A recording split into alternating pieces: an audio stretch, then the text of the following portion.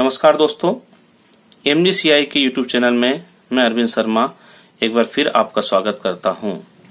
हम विभिन्न प्रतियोगिता परीक्षाएं जैसे फॉरेस्ट हैं, फॉरेस्ट रेंजर की एग्जाम आती है, व्यापम की परीक्षा है, ICR की परीक्षा, PAT की परीक्षा, बैंक की परीक्षा, PSC आदि की परीक्षा में जो एग्रीकल्चर पूछा जाता है उसके बारे में बात कर रहे हैं। अभी जो लेक्चर में लेकर आया हूं ये हमारे बीज या सीड का सेकंड पार्ट है, जिसमें हम बात करेंगे वायबिलिटी ऑफ सीड, बीज की जीवन क्षमता।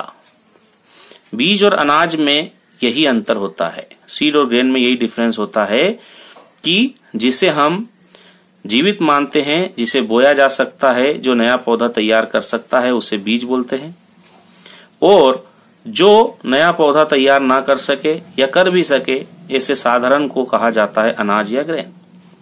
दोनों में डिफरेंस यही होता है, अगर उसमें जीवन क्षमता है तो वो सीड कहलाएगा, नहीं है तो उसे हम अनाज कहेंगे। तो यहाँ वायबिलिटी ऑफ सीड की बात हो रही है। Seed viability is defined as the capacity of seed to remain capable of germination for some specific period of time. किसी विशेष टाइम पीरियड में जो जर्मिनेट हो सके, जो इसकी क्षमता रखता है, उसी को हम कहते हैं सीड। इसके लिए हम सीड वायबिलिटी टेस्ट भी करते हैं। उससे पहले, ये सीड वायबिलिटी टेस्ट को देखने से पहले यहाँ पर कुछ क्वेश्चन दिए हैं, तो किस प्रकार के प्रश्न आते हैं हम उनकी बात कर लेते हैं। एक क्वेश्चन है, TZ परीक्षण पता लगाने के लिए करते हैं। A सुसुप्तावस्था, सुसुप्तावस्था मतलब डोरमेंसी। B है अंकुरन, जर्मिनेशन। C है जीवन शक्ति, वायबिलिटी, और D है मिश्रण, इम्प्योरिटी। इसी प्रकार से नेक्स्ट क्वेश्चन है, बीज अंकुरन का परीक्षण किया जाता है ब्रोमाइड से, आयोडाइड से, क्लोराइड से, कोई नहीं। तो पहले हम ये टेस्ट देखते हैं, उसके बाद ये चीज समझ में आएगी। सीड वायबिलिटी का पता लगाने के लिए हम 3 प्रकार के टेस्ट करते हैं। पहला है पोटेशियम पर मैग्नेट मेथड, सेकंड है टेट्राजोलियम क्लोराइड टेस्ट, थर्ड है ग्रोडेक्स टेस्ट। इन तीनों में से टेट्राजोलियम जो टेस्ट है ये बहुत इंपॉर्टेंट है, इसी को हम डिटेल में पढ़ने वाले हैं। पोटेशियम पर मैग्नेट मेथड की बात करें तो it's qualitative test to find out whether seed are viable. Seed की वायबिलिटी का पता लगाने के लिए हम पोटेशियम पर मैग्नेट मेथड का इस्तेमाल भी करते हैं।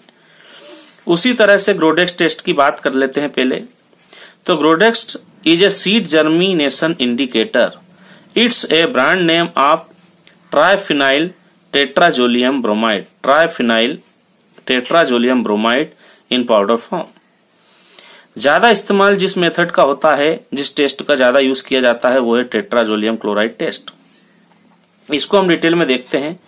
It is known as biological test, इसे बायोलॉजिकल टेस्ट भी कहा जाता है। It is quickest method of viability test, बहुत तेजी से वायबिलिटी का पता लगाने वाली ये मेथड है। इसमें करते क्या है, तो seed are soaked in 0.5 to 2% solution of 235 tetraphenyl tetrazolium chloride.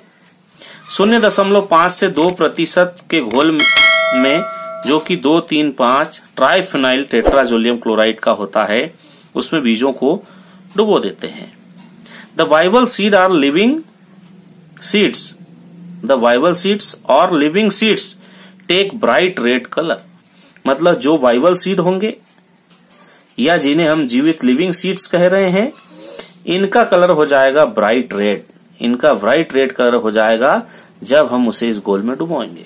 तो इससे हमें पता चल जाएगा कि सीड वाइबल है, जीवित है कि नहीं है। तो अब हम यहाँ पर देखते हैं कि हमारे पहले क्वेश्चन का क्या आंसर होगा। TZ परीक्षण, तो ये TZ मतलब टेट्राजोलियम, इसको हमने किसके लिए पता लगाया ना, तो इसको हमने बीज की जीवन शक्ति को, वायबिलिटी को पता लगाने के लिए किया है।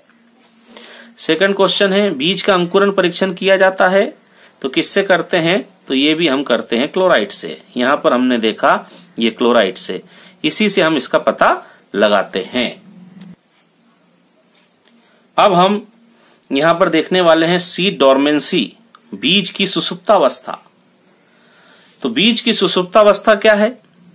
तो inability of viable seed to germinate even under optimal condition provided for germination, मतलब हम जर्मिनेशन के लिए सारी अच्छी कंडीशन, ऑप्टिमल कंडीशन जो है ये कंडीशन प्रोवाइड करते हैं, इसके बाद भी सीड जो है जब जर्मिनेट नहीं हो पाता है, अनअवेलेबिलिटी होती है, तो इसे कहा जाता है सीड डॉर्मेंसी, बीज की सुसुप्तावस्था। अब ये जो सुसुप्तावस्था है इससे संबंधित प्रश्न आते हैं परीक्षा में, कई परीक्षाओं में पूछे जाते हैं। जैसे एक प्रश्न है, आलू में डॉर्मेंसी को ब्रेक करने के लिए कौन सा रसायन है? Dormancy breaking chemical in potato, तो यहां पर दिया है NaA, कोल्चिसिन, थायोयूरिया, इथोफेन। ऐसे ही नेक्स्ट क्वेश्चन है, which of the following is dormancy breaker? Potassium nitrate, potassium sulphate, calcium ammonium nitrate, none of this. तो ये हम देखेंगे यहाँ कि किसका यूज किया जाता है। तो पहले हम यहाँ पर बात करते हैं कि जो बीज की सुसुप्तावस्था है उसको ब्रेक कैसे करेंगे। तो यहाँ पर दिया है 2 methods of dormancy breaking. Dormancy breaking के लिए हमारे पास 2 मेथड यहाँ पर है, एक है स्केरिफिकेशन और दूसरा है स्ट्रेटिफिकेशन। तो स्केरिफिकेशन क्या है? एनी ट्रीटमेंट लाइक फिजिकल और chemical that weakness the seed coat, it is known as scarification। मतलब कोई भी फिजिकल और केमिकल हम जो तरीका अपनाते हैं, रासायनिक या भौतिक तरीका, जिससे सीड कोट मतलब जो बीज चोल होता है वो वीकनेस मतलब उसके अंदर कमजोर हो जाता है, इसे कहा जाता है स्केरिफिकेशन। जैसे पोटेशियम नाइट्रेट 1 to 3%, इसे हम बोलते हैं स्ट्रॉन्गेस्ट डॉर्मेंसी ब्रेकर। स्ट्रॉन्गेस्ट इसे डॉर्मेंसी ब्रेकर कहा जाता है, मतलब यह बहुत तेजी से डॉर्मेंसी को, सुसुप्तावस्था को तोड़ता है। पोटेशियम नाइट्रेट 1 से 3%। सेकंड है thiourea, mainly used in case of potato. यहीं से आप देखेंगे हमारे दोनों क्वेश्चन का आंसर आ जाएगा। हमने कहा आलू में डॉर्मेंसी को ब्रेक करने के लिए काम में लाते हैं, तो यहाँ लिखा हुआ है thiourea mainly used in case of potato, तो यहाँ पर इसका आंसर आ जाएगा थायोयूरिया। सेकंड क्वेश्चन में कहा which of the following is dormancy breaker, तो ये सारे फर्टिलाइजर हैं, potassium nitrate, potassium sulphate, calcium ammonium nitrate. तो हमने यहाँ पर देखा कि ये जो पोटेशियम नाइट्रेट है ये स्ट्रॉन्गेस्ट डॉर्मेंसी ब्रेकर माना जाता है, इसका हम यूज कर सकते हैं। तो डॉर्मेंसी ब्रेकिंग की हम मेथड देख रहे हैं। सेकंड स्ट्रेटिफिकेशन, इसमें हम क्या देखते हैं, seed are subject to temperature, मतलब chilling temperature. For chilling temperature seeds should be kept 2 to 8 degree Celsius for 12 to 24 hours. मतलब इसमें हम तापक्रम के द्वारा चिलिंग टेम्परेचर मतलब ठंडे में बीजों को रखकर उनकी सुसुप्तावस्था को जब समाप्त करते हैं तो इसे कहा जाता है स्ट्रेटिफिकेशन। इसमें हम क्या करते हैं, ट्रीटमेंट देते हैं सीड को। इसके लिए टेम्परेचर होता है 2 to 8 डिग्री सेल्सियस, 2 से 8 डिग्री सेल्सियस पर 12 से 24 घंटे के लिए बीजों को रखा जाता है और इस प्रकार उनकी सुसुप्तावस्था समाप्त हो जाती है। अब बीज की बात चल रही है तो इसमें हम देख लेते हैं एक सीड एक्ट। ये सीड एक्ट क्या है?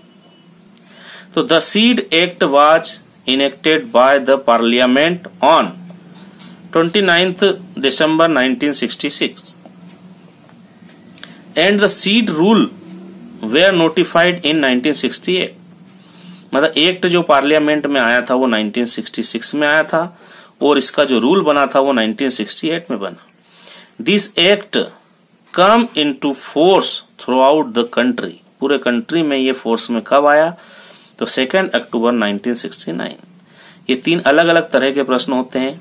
एक्ट आया 1966 में, रूल बना 1968 में और ये फोर्स में पूरी कंट्री में कब आया? तो 2 अक्टूबर 1969। तो यहां पर हमने सीड से related seed viability test, seed dormancy कैसे उसको ब्रेक करते हैं, उससे रिलेटेड हमने यहाँ पर क्वेश्चन देखे और सीड एक्ट के बारे में हमने बात की। मुझे उम्मीद है कि आपको लेक्चर पसंद आया होगा। आप इसे लाइक कर दें, आगे भी ऐसे वीडियो आ सके इसलिए आप हमारे चैनल को सब्सक्राइब कर दें। अगला जो हमारा इसी से रिलेटेड थर्ड पार्ट में लेकर आऊंगा सीड का, उसमें हम सीड रेट, इसके अलावा real value, purity percent seed की हम निकालना देखेंगे। इसलिए आप हमारे उस तीसरे वीडियो को भी जरूर देखें। धन्यवाद दोस्तों।